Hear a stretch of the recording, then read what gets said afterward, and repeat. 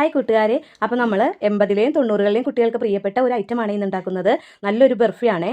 അപ്പോൾ അതിനാവശ്യമായിട്ട് ഒരു പാനിലേക്ക് 1/4 കപ്പ് നെയ്യും 1/4 കപ്പ് സൺഫ്ലവറും കൂടി ഒഴിച്ച് അത് ചൂടായി വരുമ്പോഴത്തേനും മൈദ 1 കപ്പ് മൈദ ചേർത്ത് നന്നായി മൈദ മൂത്ത് വരുമ്പോൾ മൈദ മൂത്ത് ലൂസ് പരുവമാകുമ്പോൾ നമുക്ക് ഒരു ബൗളിലേക്ക് മാറ്റി കൊടുക്കാം. ഗ്യാസ് ഓഫ് ചെയ്യുക. കുറച്ച് ചൂടൊന്ന് ആറിക്കഴിയുമ്പോഴത്തേനും 2 പാക്കറ്റ് 10 രൂപയുടെ പാൽപ്പൊടി ഞാനതിൽ ചേർത്ത് കൊടുത്തിട്ടുണ്ട്. അത് ഓപ്ഷനാണ്, നിങ്ങൾക്ക് ഇഷ്ടമുണ്ടെങ്കിൽ ചേർത്ത് കൊടുക്കാം. ഏലക്കയും പഞ്ചസാരയും കൂടി പൊടിച്ചതും ഞാൻ അതിലേക്ക് ചേർത്ത് കുഴച്ചെടുത്ത് ഒരു നെയ്യ് പുരട്ടിയ പാനിലേക്ക് നമുക്ക് മാറ്റിയിട്ട് അതൊന്ന് ലെവൽ ചെയ്തെടുക്കാം. അതിനുശേഷം നന്നായിട്ട് ഒന്ന് തണുത്തതിന് ശേഷം ഒരു 10-20 മിനിറ്റ് ഫ്രിഡ്ജിൽ വെച്ച് തണുപ്പിച്ചതിന് ശേഷം വേണം നമുക്ക് കട്ട് ചെയ്തെടുക്കാനായിട്ട്. ഞാൻ ഫ്രിഡ്ജിൽ വെക്കാതെ തന്നെ ഒരു അരമണിക്കൂർ കഴിഞ്ഞ് തണുത്തെന്നും ഓർത്ത് കട്ട് ചെയ്താണ്, പക്ഷെ തണുത്തിട്ടുണ്ടായിരുന്നില്ല. അതുകൊണ്ട് മൊത്തം പൊടിഞ്ഞു പോയി.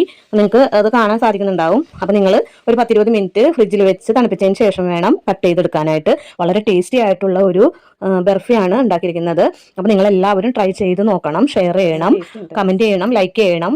അപ്പോൾ എല്ലാവരും ഒന്ന് സപ്പോർട്ട് ചെയ്ത് സബ്സ്ക്രൈബ് ചെയ്തൊന്ന് സപ്പോർട്ട് ചെയ്യണേ. അപ്പോൾ അടുത്ത വീഡിയോ ആയിട്ട് വരുന്നതായിരിക്കും. ബൈ.